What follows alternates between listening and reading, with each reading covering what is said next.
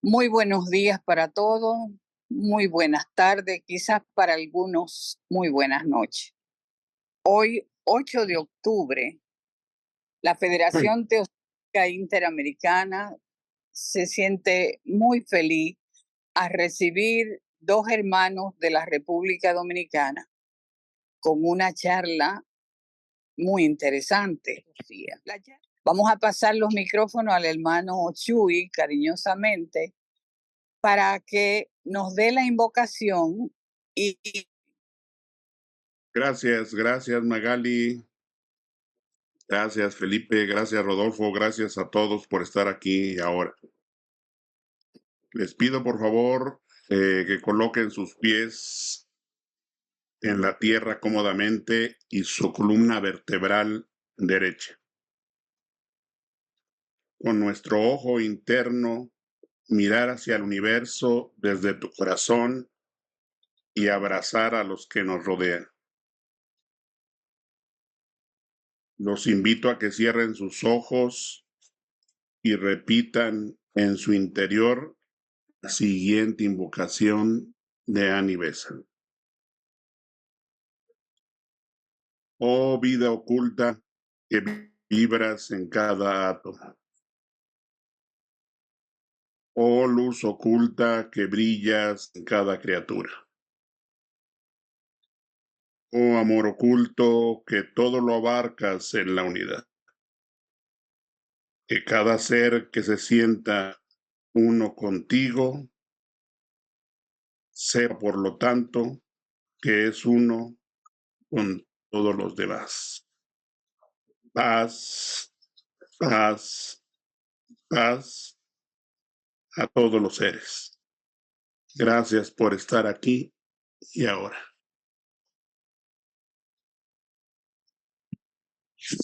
gracias, Julie.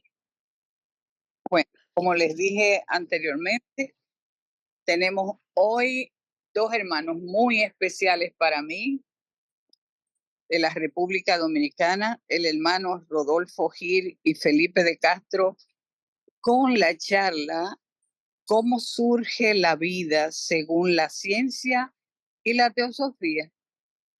¿Quiénes son estos dos hermanos? Adelante. Rodolfo. Sí, son dos hermanos muy estudiosos.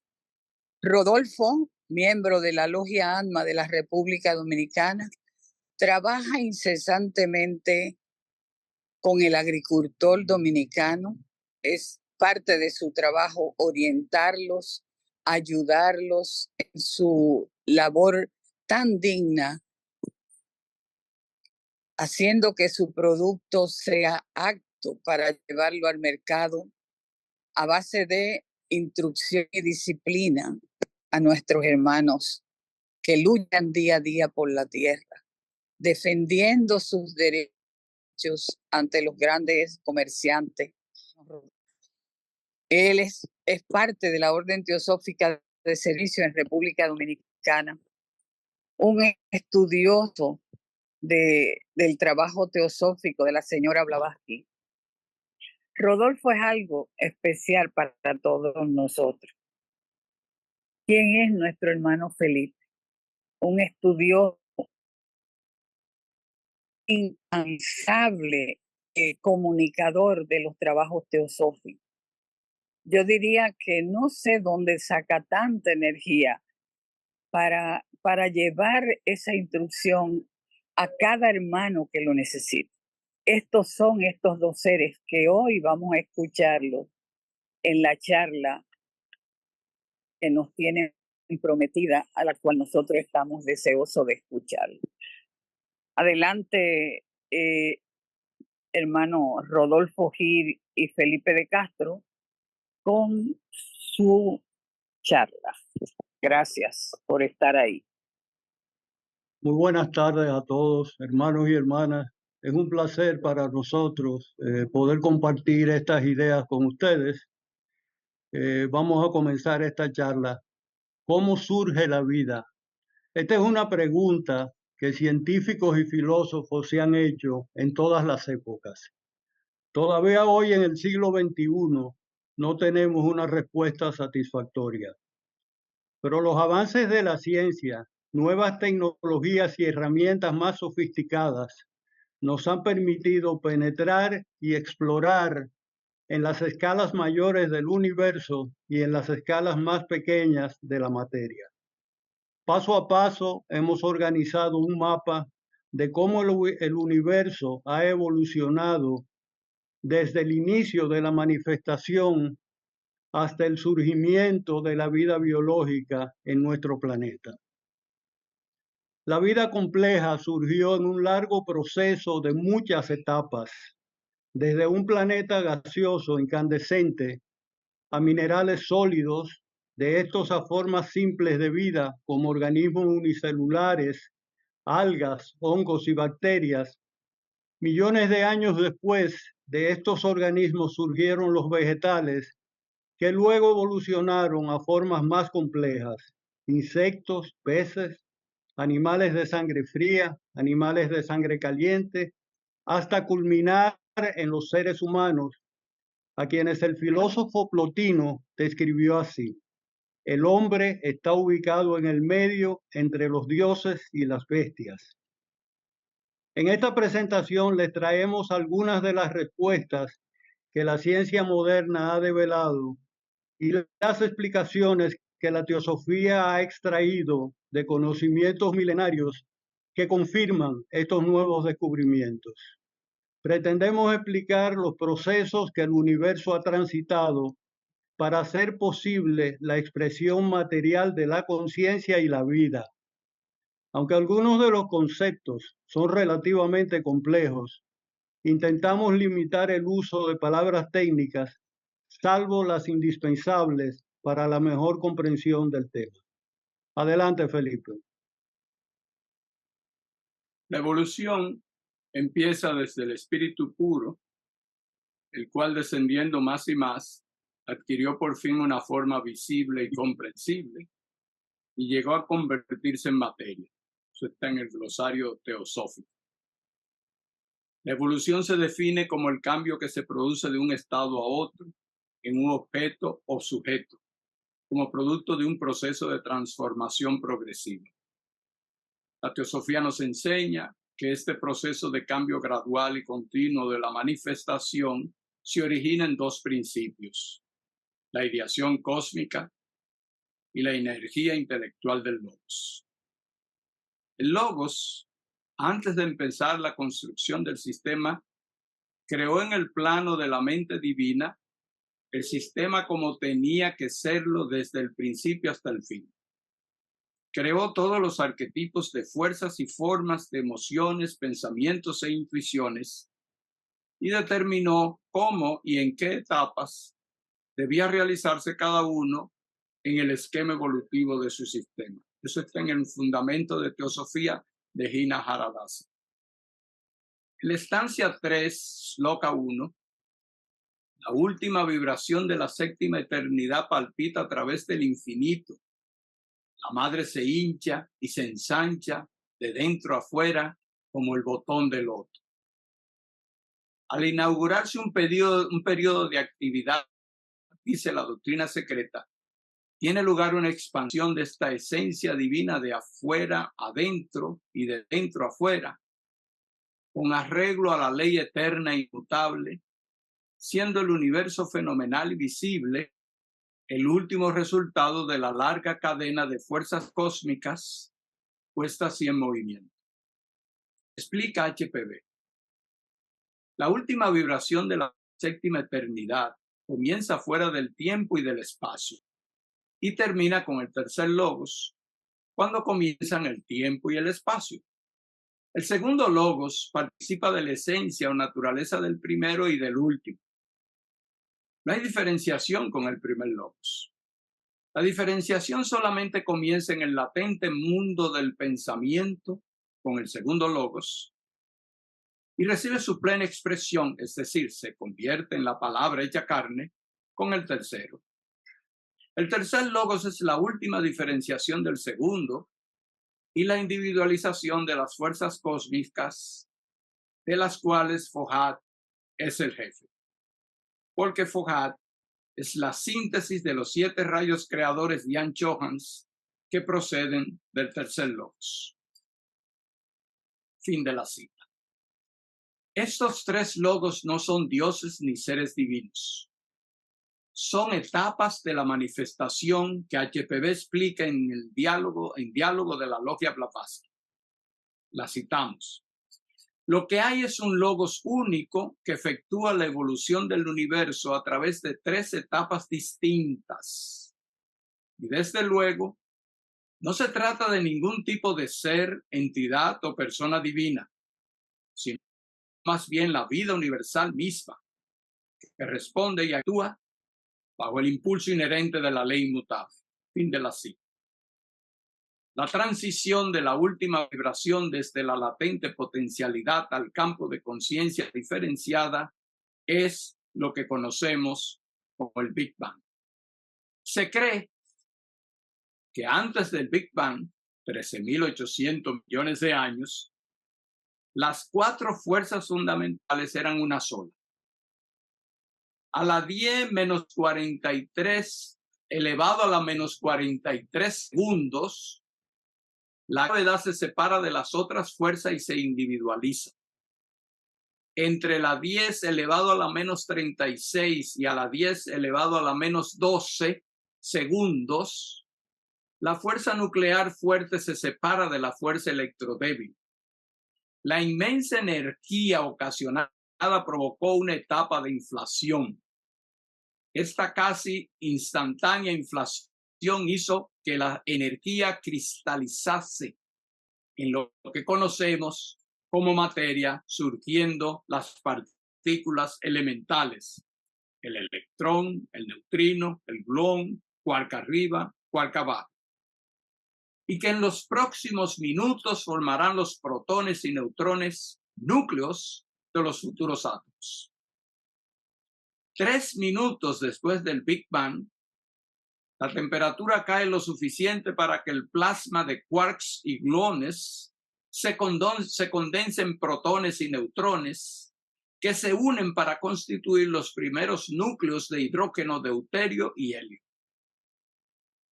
380.000 años después del Big Bang, la temperatura baja a 3.000 K y el plasma caliente que dispersaba la luz se transparenta, permitiendo unirse electrones y núcleos y formar átomos neutros. La absorción de electrones permitió a los fotones viajar libremente y el universo se volvió transparente a la luz. 350 millones de años después del Big Bang, se forman las primeras generaciones de estrellas. 670 millones de años después del Big Bang, se forman las primeras galaxias.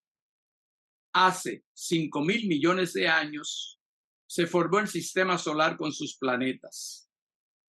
La vida surgió en el planeta Tierra hace 4.000 millones de años. El poder activo, el eterno movimiento perpetuo del gran aliento, despierta el cosmos a la aurora de cada nuevo período, poniéndolo en movimiento por medio de las dos fuerzas contrarias, la centrípeta y la centrífuga, que son lo masculino y lo femenino, positivo y negativo, físico y espiritual, constituyendo las dos la fuerza primordial una, y siendo de este modo causa de que se objetive en el plano de la ilusión. En otras palabras, este movimiento doble transfiere el cosmos desde el plano del ideal eterno al de la manifestación finita o desde lo noumenal a lo fenomenal. Eso está en la doctrina secreta en Cosmogénesis. ¿Cuál es el detonante de este movimiento doble? La última vibración de la séptima eternidad, sinónimo del primer logos que comienza fuera del tiempo y del espacio y termina con el tercer logos cuando comienzan el tiempo y el espacio. A este movimiento doble le llamamos Fouad. Fouad traza líneas espirales. El spin es la fuente natural de fuerza centrífuga y centrípeta que emerge de la densidad del gradiente a través de las escalas. Al igual que un huracán emerge debido a los gradientes de presión y temperatura. La densidad de la energía del vacío, del espacio vacío, el vacío clásico o cosmológico, se ha estimado entre 10 a la menos 9 joules por metro cúbico. Asimismo, la densidad de energía del vacío a escala cuántica es de 10 a la 113 joules por metro cúbico. Una diferencia de 122 órdenes de magnitud en las densidades de vacío entre la escala micro y cosmológicas. Ese gradiente de densidad extremadamente grande origina el spin en todas las escalas. Eso lo dice el científico Nassim Haramein en su libro Resonance Science Foundation. Continuamos con Haramein en la catástrofe del vacío. Citamos: las galaxias no giran o se mueven en espiral por sí mismas, sino por el giro del vacío. Las galaxias están conectadas por el medio en el que existen, aunque estén separadas por millones de megaparsecs, y surgen de la dinámica de este desconocido medio omnipresente y en perpetua rotación, el espacio. Y Haramein, catástrofe del vacío. En el lado izquierdo del dibujo vemos una regla indicando una escala de joules. El joules o julio es la unidad de energía en el Sistema Internacional de Unidades. Esta diferencia entre las escalas micro y cosmológicas de ambas fuerzas interactuando entre ellas es lo que crea el giro o spin. En teosofía se conocen como el padre-madre que produce el hijo o el universo. Son el efecto de Foucault. Nassim Haramein es un científico de vanguardia que explora la relación entre la conciencia individual y la conciencia universal. Sus hallazgos se centran en una geometría fundamental del espacio que conecta cada punto del espacio con todos los demás. Podemos seguir, Felipe. Foucault, fuente de la vida. Foucault en la esfera cósmica se halla tras todas las manifestaciones, tanto como la luz, el calor, el sonido, la cohesión, etcétera, etcétera. Siendo el espíritu de la electricidad, que es la vida del universo. Como abstracción le llamamos la vida una. Como realidad objetiva y evidente, hablamos de una escala septenaria de manifestación. Comienza en el peldaño superior con la causalidad una incognoscible y termina como mente y vida omnipresente, inmanente en cada átomo de materia. En la estancia 3, sloka 12, encontramos lo siguiente. Foucault endurece y dispersa a los 7 hermanos, lo cual significa que electriza, comunicándole la vida, y separa en átomos al material primordial o materia pregenética, siendo estos átomos el origen de toda vida y conciencia. Los 4 procesos cósmicos que producen los átomos. Primero, la nucleosíntesis del Big Bang. Ocurrió en los primeros 3 minutos del universo y se produjeron los núcleos de hidrógeno H, helio He y litio Li. Segundo, la nucleosíntesis estelar ocurre durante el proceso de evolución de las estrellas. Se generan la mayor parte de los elementos ligeros y medianos y una minoría de los elementos pesados por fusión nuclear a partir de hidrógeno y helio. Tercero, nucleosíntesis explosiva. Produce la mayoría de los elementos más pesados que el hierro por una serie de reacciones nucleares que duran segundos durante la explosión del núcleo de las supernovas. Cuarto, la espalación de rayos cósmicos. se refiere a la formación de elementos químicos livianos a partir del impacto de rayos cósmicos en un objeto. Este proceso ocurre en el espacio profundo y también en las capas altas de la atmósfera debido al impacto de rayos cósmicos. Bien, los núcleos producidos en el Big Bang, que posteriormente formaron los átomos de hidrógeno, constituyeron las primeras generaciones de estrellas. Cuando el hidrógeno se quema, se convierte en helio y se acumula en el núcleo de la estrella. Cuando termina de quemar todo el hidrógeno, las estrellas colapsan por la extrema gravedad en su interior y sus capas exteriores explotan, lanzando partículas al espacio. Cuando la masa de las estrellas es un poco mayor que el tamaño de nuestro Sol, ese colapso puede provocar temperaturas aún más elevadas, capaces de fusionar el helio, tal como lo hizo anteriormente con el hidrógeno, y sintetizar nuevos elementos. Las estrellas con masas mayores, al menos 5 veces la del Sol, cuando terminan de quemar el hidrógeno, la presión generada por la gravedad es tan grande que produce una colosal explosión que conocemos como supernovas. La explosión de una supernova enriquece todo el espacio que la rodea con elementos pesados. Estos elementos pesados son los que hoy componen nuestros cuerpos, a los que el científico Carl Sagan se refería cuando dijo que somos polvo de estrellas.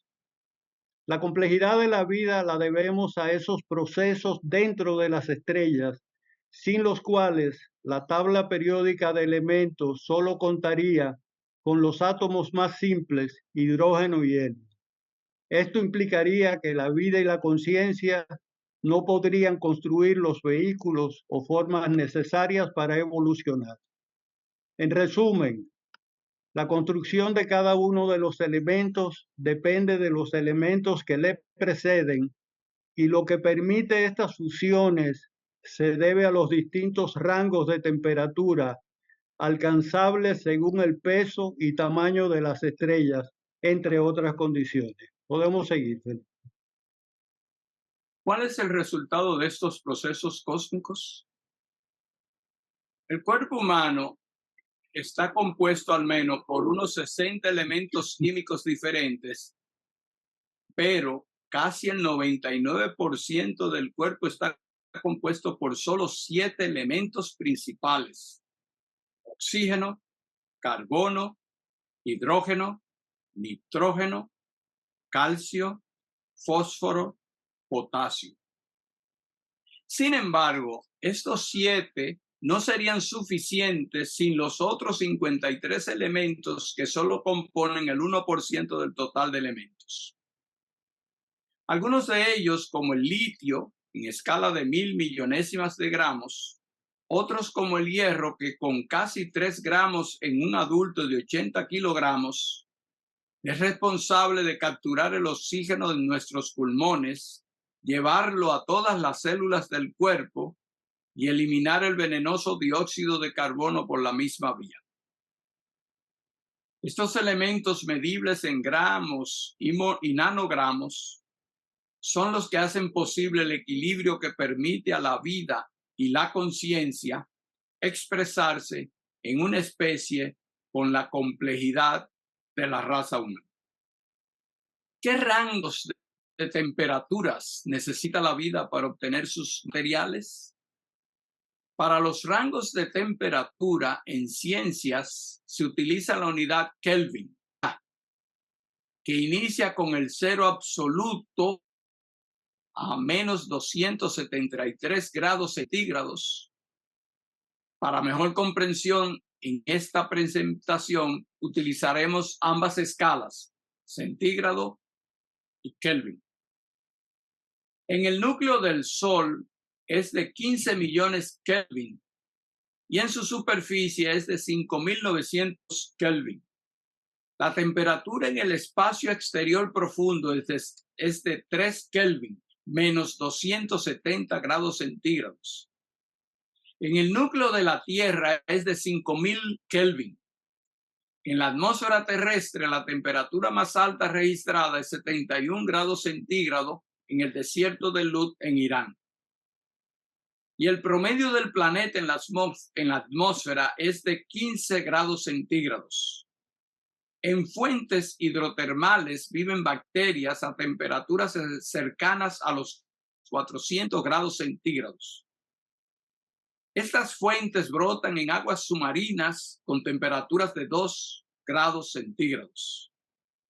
La temperatura más fría registrada en el planeta fue de menos 89.2 grados centígrados en el 1983 en la Antártida. Así vemos que el rango extremo de temperatura que permite la vida en nuestro planeta para la vida bacterial es menor de 500 grados centígrados. Pero para las formas de vidas más complejas, nosotros incluidos, ese rango se reduce a unos 70 o 75 grados centígrados.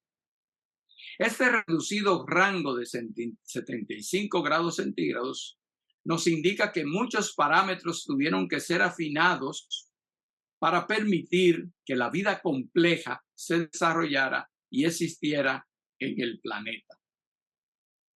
Si nuestro universo hubiera nacido un poco diferente, no habría planetas, estrellas, galaxias o reacciones químicas interesantes.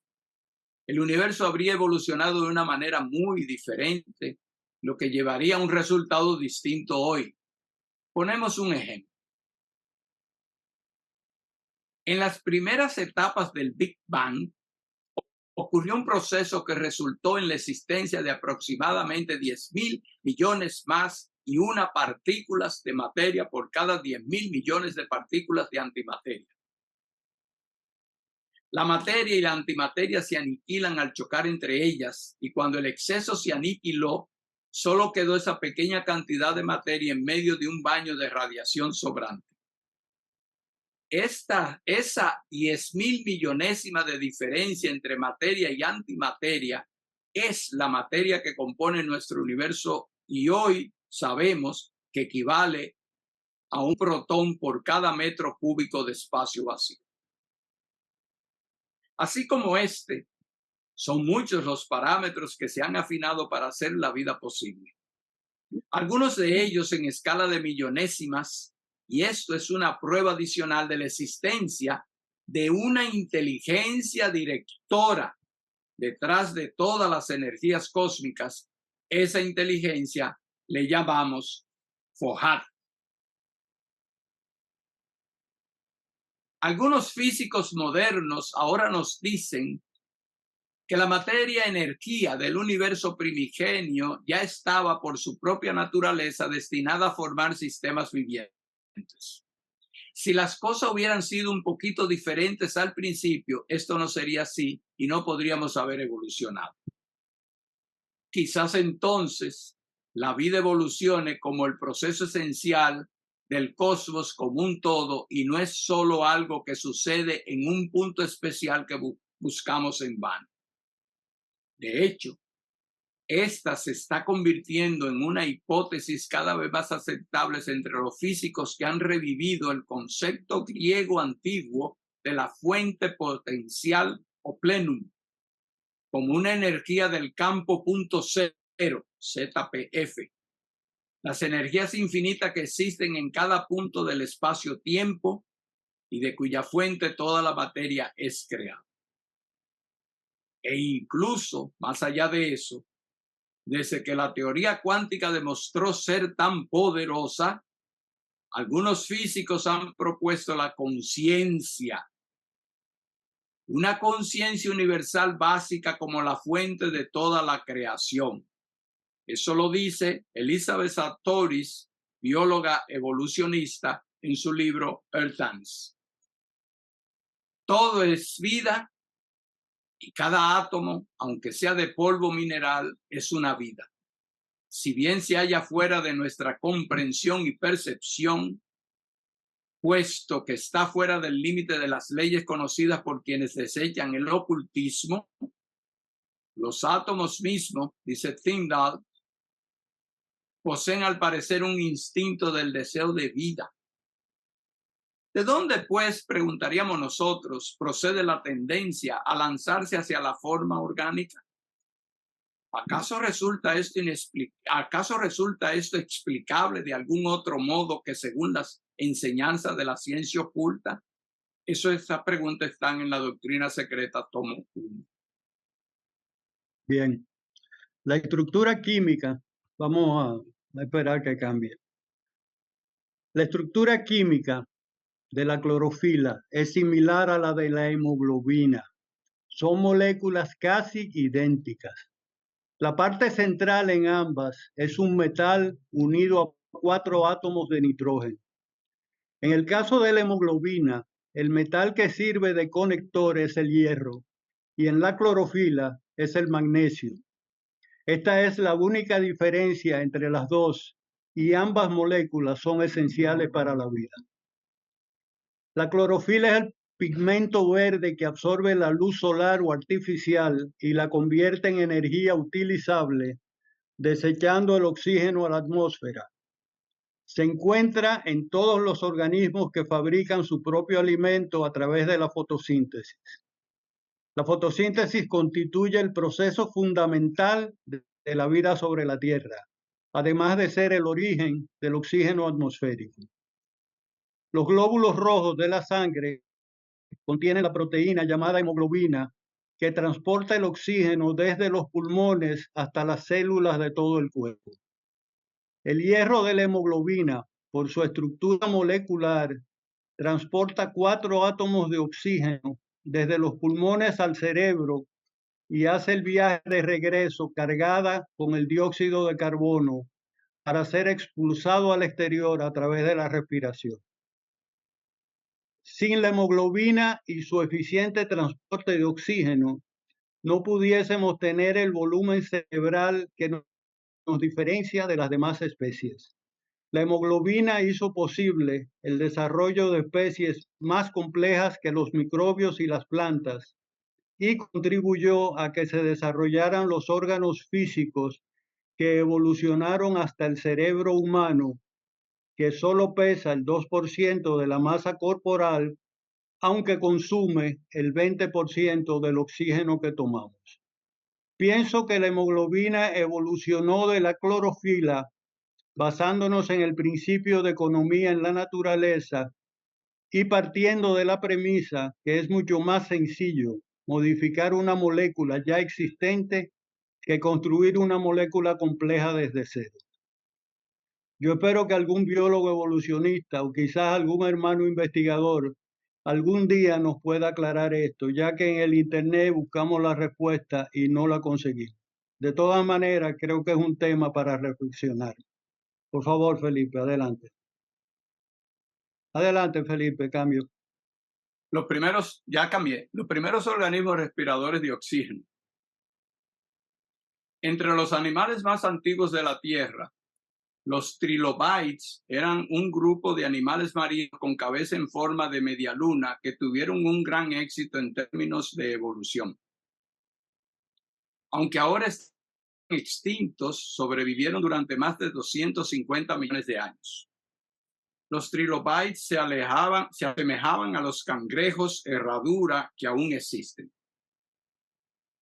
Un estudio publicado en la revista Science Advances presenta la primera evidencia de órganos respiratorios sofisticados en estas criaturas marinas.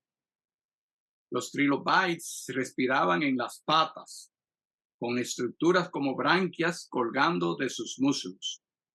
Esas criaturas de sangre azul por su contenido de cobre fueron de las primeras en respirar oxígeno. El laboratorio de Hughes utiliza fósiles para responder preguntas sobre cómo se desarrolló la vida en respuesta a los cambios en la atmósfera de la Tierra. Hace aproximadamente 540 millones de años, hubo una diversificación explosiva en la variedad y complejidad de los animales que viven en los océanos. Hemos sabido teóricamente que este cambio debe de haber estado relacionado con un aumento del oxígeno, ya que estos animales requieren su presencia. pero hemos tenido muy poca capacidad para medir eso, dijo Hughes, lo que hace que hallazgos como estos sean aún más emocionantes. Felipe, no sé si cambió la imagen, pero estoy viendo la misma de la clorofila y la de los trilobites no la veo. Ok, ahora sí. Adelante. Sí, desgraciadamente le di al botón de pausa de Está bien. Gaia. La hipótesis Gaia de James Lovelock afirma que la biosfera autorregula las condiciones del planeta creando un entorno físico que permite el florecimiento y la diversidad de especies que conforman la vida. Lovelock fue el primer científico que presentó una hipótesis afirmando que la Tierra es un ser vivo con la capacidad de autorregularse, aunque desde siglos atrás todos los pueblos originarios de Abya-Yala, continente americano, tenían este concepto en sus creencias. Los incas le llamaban Pachamama en el idioma quechua, que significa Madre Tierra. Condiciones iniciales hicieron posible el inicio de la vida, pero las mismas formas de vida han ido modificando esas condiciones para hacer posible la diversidad que habita el planeta. La capacidad de la naturaleza de autoorganizarse a sí misma es una buena indicación de que Gaia es un ser vivo. Gaia está compuesta de numerosos diversos ecosistemas que entre todos se autocomplementan y forman el clima terrestre que hace posible el desarrollo y evolución de la vida. 3 características que definen la vida. Primero, metabolismo. La capacidad de extraer energía del entorno para alimentarse y preservar la vida, el sentido de orientación, el instinto de supervivencia. Segundo, autorreplicación. Capacidad de crear descendencia, preservación de la especie y la vida. La vida surge como una forma física que puede replicarse y multiplicarse como la molécula del ADN. Tercero, vehículo o contenedor. Un organismo que protege del exterior, que crea sus propios límites, similar al logos que crea sus propios límites al manifestarse. Dice Hinarajadasa en Fundamentos de Teosofía, paso a paso el organismo se hace cada vez más complejo, pero esta complejidad le da aptitud para una vida más satisfactoria. Es decir, para reproducirse con el menor consumo de energía, prolongar su existencia y al propio tiempo producir un tipo de progenie de nuevas y mayores potencialidades de expresión que sus progenitores. Lynn Margulis, bióloga evolucionista, formuló en el 1967 la teoría de la endosimbiosis seriada, que propone que la primera célula eucariota de la Tierra, aquella célula de la que provenimos todos los animales y las plantas, se formó mediante la fusión de 3 bacterias preexistentes completas, con los genes de cada una incluidos, aportando cada una sus capacidades particulares. Esa célula eucariota primigenia comenzó a proliferar y una de sus descendientes sufrió aún otra experiencia traumática. Se tragó a una bacteria fotosintética de la que provienen los actuales cloroplastos. Endosimbiosis se define como la simbiosis de 2 organismos donde uno de ellos vive en el interior del otro. Un organismo entrará dentro de otro y si ninguno de los 2 muere o es digerido, se restablecerá la convivencia. Si esta es beneficiosa para ambos, se desarrollará la relación de simbiosis. Bien. La teoría de Darwin sobre la evolución es un todos contra todos. Una carrera motivada por la competencia para sobrevivir dentro de su misma especie y para sobrevivir como especie en contra de las demás. Contradiciendo este paradigma, la teoría de la endosimbiosis seriada se fundamenta en que la cooperación entre organismos, contrario a la competencia entre ellos, fue el camino utilizado por la vida para construir organismos cada vez más complejos que son la base de la diversidad de especies en el planeta. Seguimos, Felipe. El átomo, la complejidad de los más simples. El número de protones en el núcleo define qué elementos es el átomo, mientras que el número de electrones determina en qué tipo de reacciones puede participar. Las moléculas se forman por enlaces entre átomos que comparten electrones con otros átomos iguales o distintos. Los electrones en sus órbitas tienen carga negativa. En el núcleo, los protones tienen carga positiva y los neutrones son neutros.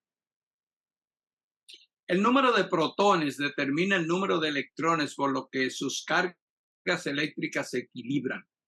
La mayoría de los átomos son eléctricamente neutros.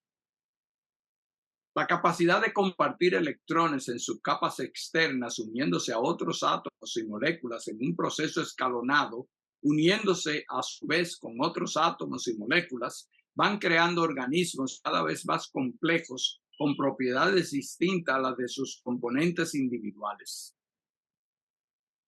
Dice la doctrina secreta, cada átomo en el universo posee en sí la potencialidad de la propia conciencia y es, como las mónadas, un universo en sí mismo y por sí mismo. Bien. El ADN es una molécula formada por dos cadenas entrelazadas que contiene la información genética y hereditaria de los seres vivos. Es responsable del funcionamiento de las células y de todo el organismo. Toda la información está codificada en un alfabeto de 4 letras, A, G, C y T. Estas se organizan en secuencias llamadas genes. Los genes son leídos y traducidos a proteínas por una cadena copiada del ADN llamada ARN, que son las encargadas de llevar a cabo las instrucciones contenidas en el ADN. El ADN contiene la información genética y hereditaria y el ARN se encarga de sintetizar las proteínas que requiere el organismo. La forma de espiral del ADN le permite enrollarse y proteger el material genético, aislándolo del exterior, a la vez que también le permite almacenar más información ocupando menos espacio. Esta escalera o espiral solo se abre cuando necesita replicarse para la producción de proteínas. El ADN tiene la capacidad de autorrepararse para proteger la integridad de las células. Cuando sufre un daño, el núcleo de las células es capaz de poner inmediatamente en marcha una maquinaria celular de enzimas antioxidantes que van al rescate. El núcleo se protege a sí mismo, siendo capaz de ejecutar reparaciones urgentes para poder así mantener la integridad del genoma. Cambiamos. La geometría molecular. Primera parte. Esta es la estructura de un nucleótido. Debajo vemos un corte de la esquina superior izquierda de la cadena de ADN. Este corte representa el dibujo de la derecha, que es la estructura de un solo nucleótido. Un nucleótido está compuesto de una base nitrogenada, una molécula de 5 carbonos llamada pentosa y un grupo fosfato. La geometría molecular hace referencia a la disposición espacial en la cual se encuentran los átomos de una molécula. Las propiedades y funciones de los organismos resultantes, en este caso de los nucleótidos, están directamente relacionadas con las posiciones que ocupan en la formación tridimensional de estructuras que crean los órganos componentes de los seres vivos. Si cualquiera de estos átomos se uniera en otra posición, las formas de vida serían completamente diferentes a como las conocemos. Pasemos. La geometría molecular, parte 2. Abajo a la izquierda vemos un corte de la parte superior de la cadena de ADN. Este corte es un segmento de ADN con 4 bases nitrogenadas, como vemos en el dibujo de la derecha. En el corte podemos ver 4 tubitos de diferentes colores. Cada uno de esos tubitos es una base nitrogenada. Las bases nitrogenadas indicadas por las letras G, C, A y T en azul. Esto lo vemos en el dibujo en la parte del lado derecho. Se unen a través de puentes de hidrógeno en rojo, formando las 2 cadenas de ADN, siguiendo siempre un mismo orden preestablecido.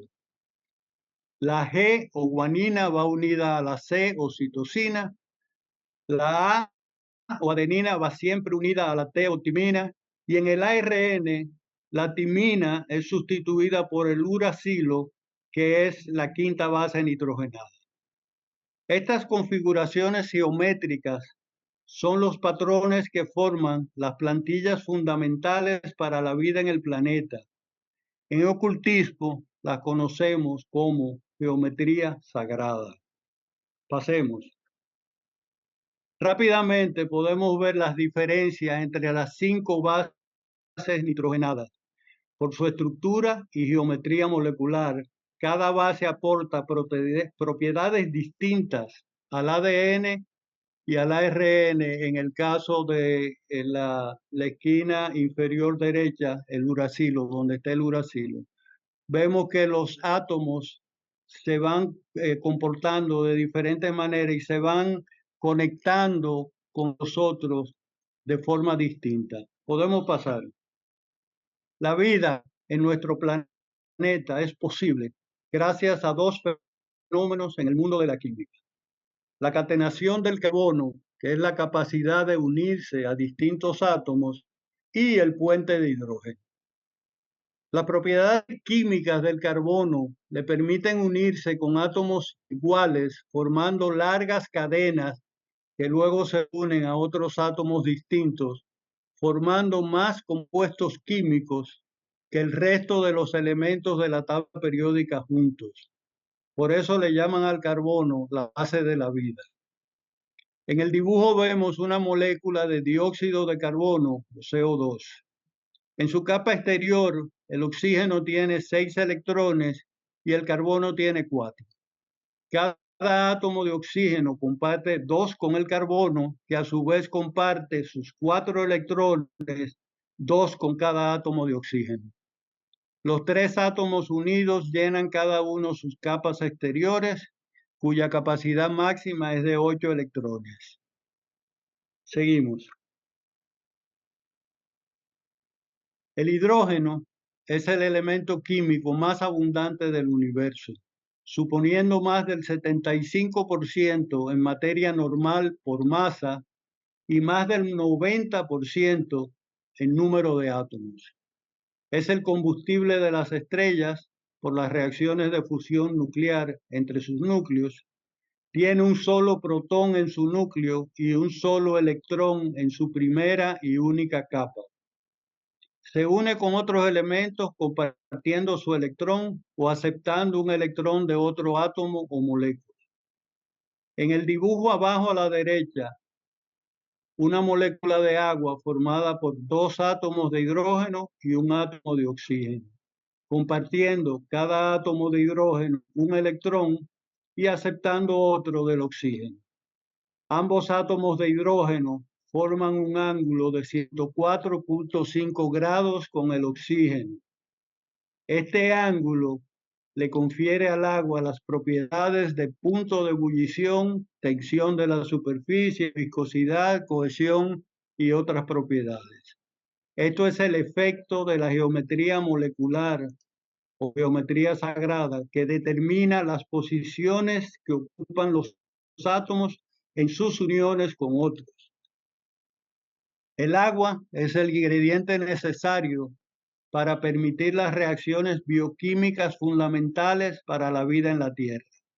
Además, el hidrógeno es el responsable de la estabilidad en la unión de las dos hélices de la estructura del ADN.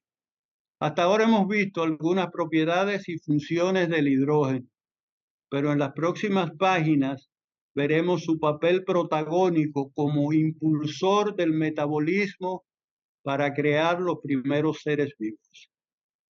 Seguimos. Adelante, Felipe. Sí. Todas las teorías sobre el origen de la vida requieren una fuente de energía para promover las reacciones químicas primordiales, aunque todavía se debate la naturaleza de la energía que impulsó el surgimiento del metabolismo en los orígenes. Casi todas las reacciones metabólicas originales liberan energía por sí mismas, revelan una tendencia natural a desarrollarse en forma autónoma en las condiciones adecuadas. Debido a esto, razonamos que la energía en los orígenes proviene del metabolismo en las reacciones bioquímicas de la vida misma. Esto está en los estudios realizados en la Universidad Heinrich Heine de Alemania y en la Universidad de Viena, Austria, publicado en la revista Frontiers, Fronteras en Microbiología. Según el estudio publicado en la revista Frontier in Microbiology, el ingrediente secreto que libera la energía desde el interior en el origen de la vida sería el gas hidrógeno. Esta energía fue impulsada por moléculas de hidrógeno que produjeron reacciones metabólicas al interactuar con moléculas de carbono, amoníaco y sales. El hidrógeno sería el responsable de desencadenar reacciones químicas primordiales que hicieron posible el metabolismo del último ancestro común universal, un organismo conocido como LUCA, una bacteria que probablemente vivió hace unos 4.000 millones de años junto a una chimenea hidrotermal en el fondo de los primitivos océanos terrestres. De esta bacteria descienden todos los organismos que ahora viven en la Tierra. LUCA en inglés significa Last Universal Common Ancestor, el último ancestro común universal. LUCA no es el primer organismo vivo del planeta, es el último ancestro común universal. Es decir, es el último organismo identificado por la ciencia, común a todos los reinos de la naturaleza. De él descienden todas las especies conocidas en el planeta. El hidrógeno como impulsor. Los investigadores han desarrollado una forma de arqueología molecular que les permite identificar los múltiples rastros de vida primordial que se conservan en las proteínas, el ADN y las reacciones químicas de las células modernas. Los distintos experimentos químicos y simulaciones por ordenador les permitieron definir de esta forma el metabolismo del primer organismo, la primera manifestación organizada de vida en nuestro planeta. Además, el aspecto más sugerente de la investigación es que los especialistas creen haber descubierto la fuente de energía que desencadenó las reacciones químicas imprescindibles para la vida, para que la vida pueda fluir. Y esto está en la nota 1. La nota 1 dice: las instrucciones para la vida están impresas en la capacidad de los átomos para unirse a otros y crear moléculas. Continuamos la lectura. En otras palabras, LUCA y posteriormente todas las formas de vida que se derivaron de él tuvieron como primer impulsor energético al hidrógeno. Para llegar tan atrás en la historia de la vida, los científicos no estudiaron los genes, sino la información contenida dentro de las reacciones químicas de la vida misma. Fue así que identificaron 402 reacciones metabólicas que prácticamente no han cambiado desde el origen de la vida hace aproximadamente 4.000 millones de años hasta hoy. Como estas reacciones son comunes a todas las células, también estuvieron presentes en LUCA. Eso está en la investigación de Frontiers. Las 402 reacciones metabólicas indicadas son las que hacen posible construir los componentes básicos de la vida. Los 20 aminoácidos esenciales, y hay una nota 1, y la nota 1 nos dice, los aminoácidos son moléculas que se combinan para formar proteínas. Los aminoácidos y las proteínas son los pilares fundamentales de la vida. Continuamos la lectura. Los 20 aminoácidos esenciales, los rudimentos de ADN y el ARN y las 18 vitaminas que son imprescindibles para el metabolismo. Estas mismas interacciones son las que generan la energía. En consecuencia, la energía necesaria para que las reacciones del metabolismo avancen provienen del propio metabolismo.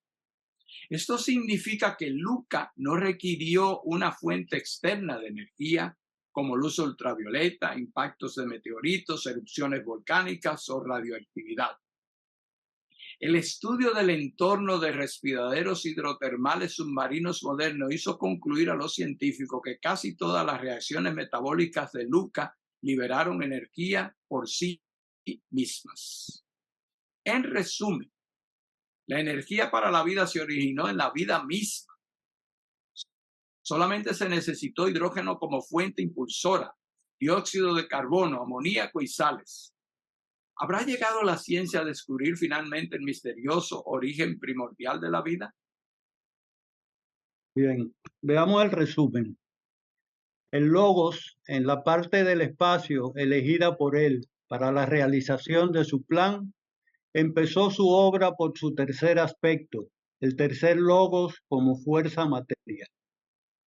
Los tres Logos son las tres etapas de la manifestación.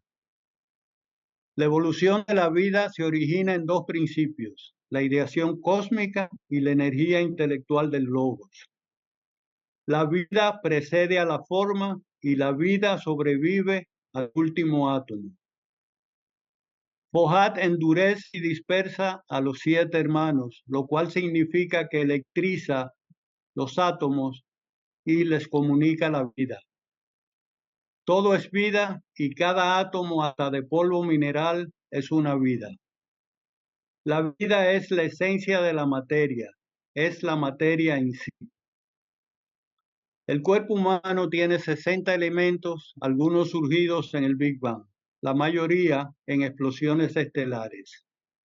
Todas las fuerzas y energías del universo están afinadas para que la vida surja espontáneamente bajo las condiciones apropiadas. La vida evolucionó por la colaboración entre especies, no por la competencia entre ellas. La vida surge como forma física que puede replicarse y multiplicarse con la molécula de ADN. La disposición tridimensional de los átomos formando moléculas determinan la reactividad, polaridad, fase, color, magnetismo y actividad biológica. A esto le llaman geometría molecular y en ocultismo geometría sagrada. La energía para la vida se originó en la vida misma. La inteligencia del átomo la vemos en su capacidad de unirse a otros átomos, creando moléculas cada vez más complejas para desarrollar las formas que la vida y la conciencia requieren para manifestarse. El hidrógeno fue el primer elemento que surgió en la manifestación y es el más abundante del universo. Además, es el elemento base del cual se crearon los demás elementos. El carbono es el único elemento capaz de abastecer a un organismo complejo de la diversidad química que necesita para existir. Por eso le llaman la base de la vida.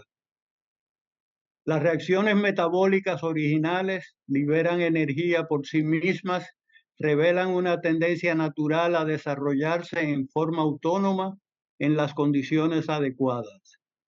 El hidrógeno es el responsable de desencadenar las reacciones químicas que dieron vida a las primeras bacterias y al último ancestro común universal, LUCA. Pasemos. Dice el maestro KH en la Carta de los Mahatmas, la número 10. Cuando nosotros hablamos de nuestra vida una, también decimos que ella penetra, más aún que ella es la esencia de cada átomo de materia y que por consiguiente no solo tiene correspondencia con la materia, sino que posee también todas sus cualidades. De ahí que sea material, que sea la materia en sí. Creo que esto no requiere muchas explicaciones. Vemos que el átomo es la esencia de la materia y es el impulsor de la vida. Y vida y materia son una y la misma cosa. Seguimos. Dice o dijo Heráclito de Efeso que el cambio es la única constante. La vida es un proceso de renovación dinámica, un cambio constante. Nada es estático, nada es para siempre, todo cambia, nada permanece. Cerramos esta presentación con una analogía sobre el cambio que magistralmente describió Pablo Neruda en su poema Mariposa de Otoño, del cual citamos algunos versos. Todo se va en la vida, amigos, se va o perece.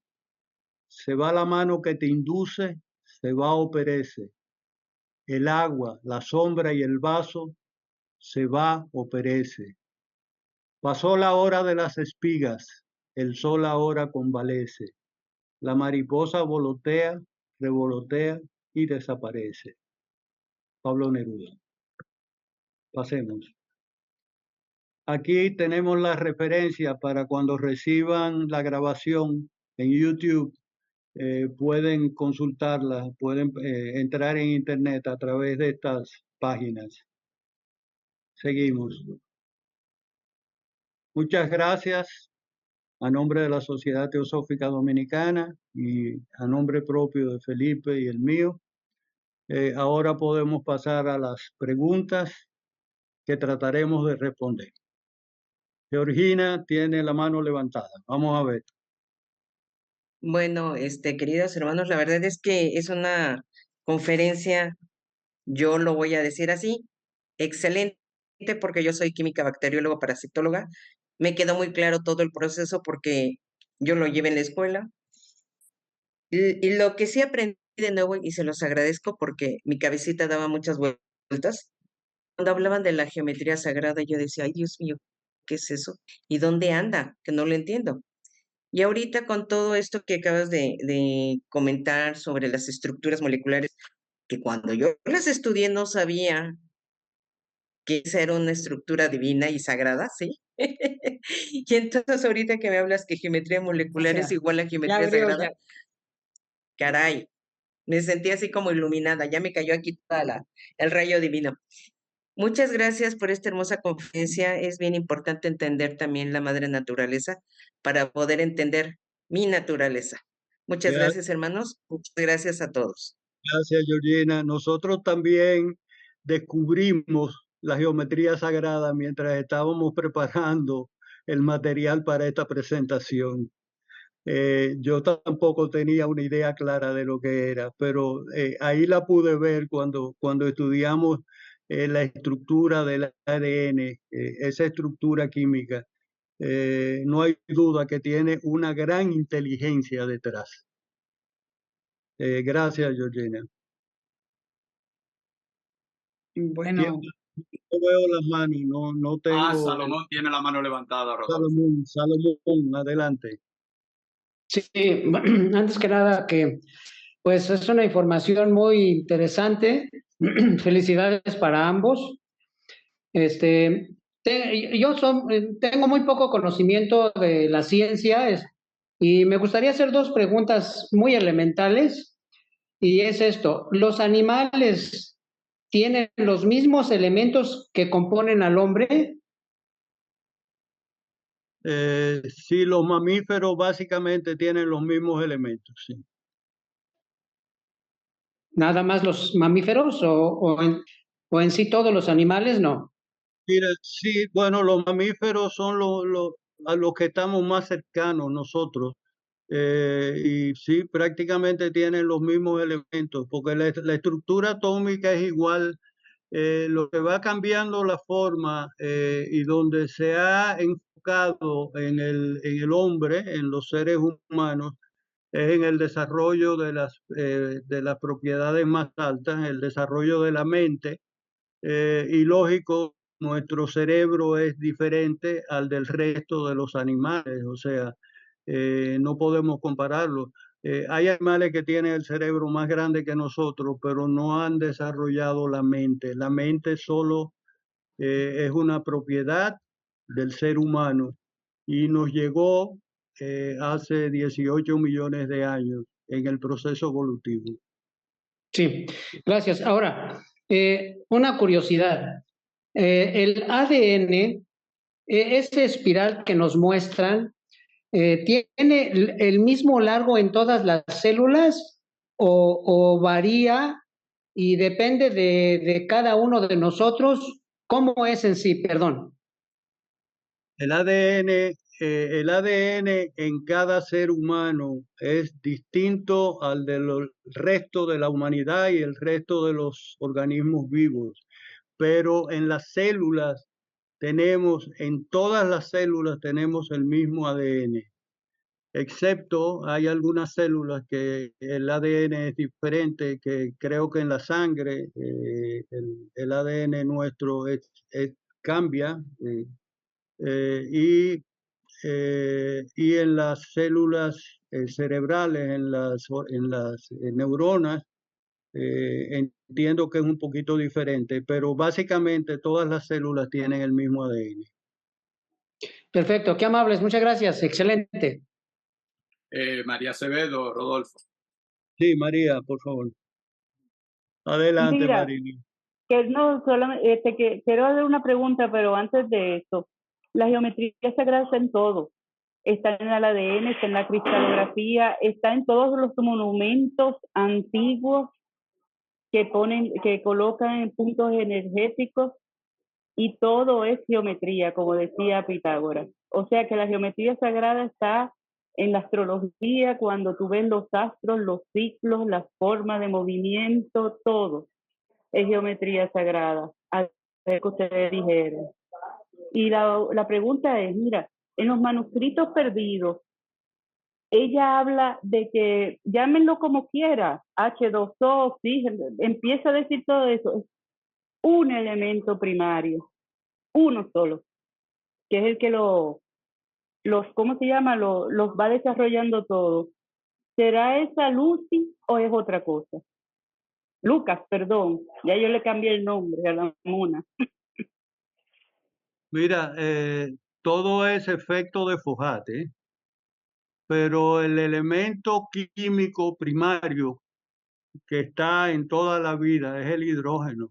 Ese elemento es el elemento fundamental de todas las formas físicas y de la vida. Entonces, no sé si te respondo la pregunta. ¿Eh? ¿Y espiritual? ¿Quién hizo el hidrógeno? El espiritual.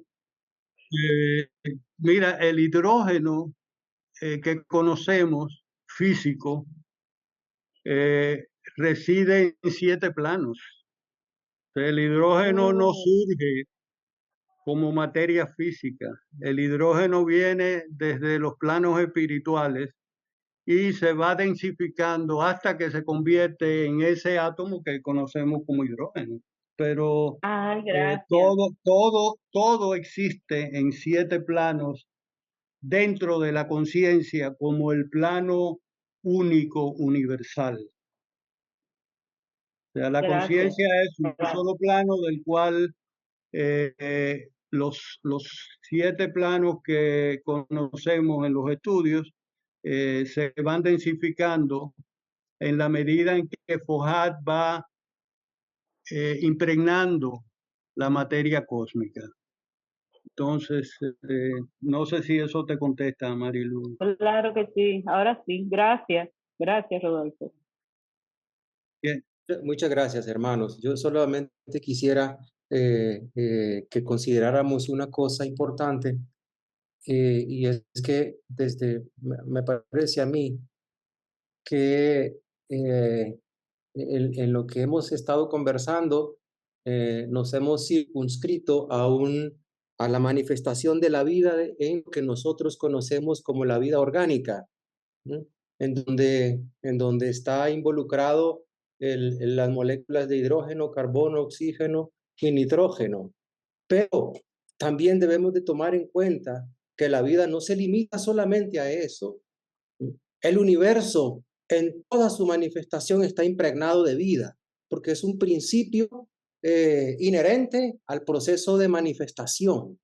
Entonces, no dejemos de tomar en cuenta que los elementos, bueno, vamos a hablar de elementos porque eso es la palabra que tenemos que utilizar, pero los elementos que no son los que le acabo de mencionar, carbono, hidrógeno, oxígeno y nitrógeno, digamos por ejemplo el hierro, digamos por ejemplo el oro, el uranio, inclusive, todos ellos también expresan vida, solo que la expresan en una manera diferente a lo que nosotros normalmente consideramos lo que es vida. Limitamos la expresión de la vida solamente a las conformaciones orgánicas, a las flores, a las plantas, a los animales, pero todo lo que está manifestado en el universo, también los minerales, están impregnados de vida y poseen una vida inherente a su manifestación, solo que nosotros en nuestras limitaciones no somos capaces de percibirla. Eso era lo que quería decir. Es correcto, Marlon. Muchas gracias. Sí, por eso presentamos la carta número 10 de los maestros, que habla de que la vida está en todo y la vida es materia y la vida es espíritu. O sea, la vida viene bajando desde el espíritu hasta manifestarse en el plano físico. Pero la intención de la presentación fue hasta dónde podríamos nosotros buscar una similitud entre lo que dice la ciencia y lo que dice la teosofía. Y lógico, para eso tenemos que limitarnos al plano físico, que es el que la ciencia hasta el día de hoy acepta. Pero muchas gracias por recordarnos que la vida no es solamente la vida biológica. Gracias. Daniel Acosta, por favor. Hola, buenas tardes. Quería felicitar por la exposición, por la conferencia, a las dos personas que nos han guiado en este domingo tan maravilloso, ¿verdad? Porque ha sido estupendo. Yo quería hacer una pregunta, y es donde contextualizamos al bosón de Higgs, eso que la ciencia ha llamado el bosón de Higgs.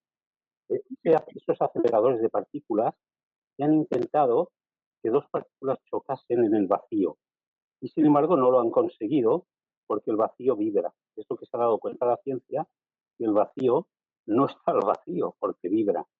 Entonces yo quería saber dónde podemos poner dentro de esta conferencia al bosón de Higgs.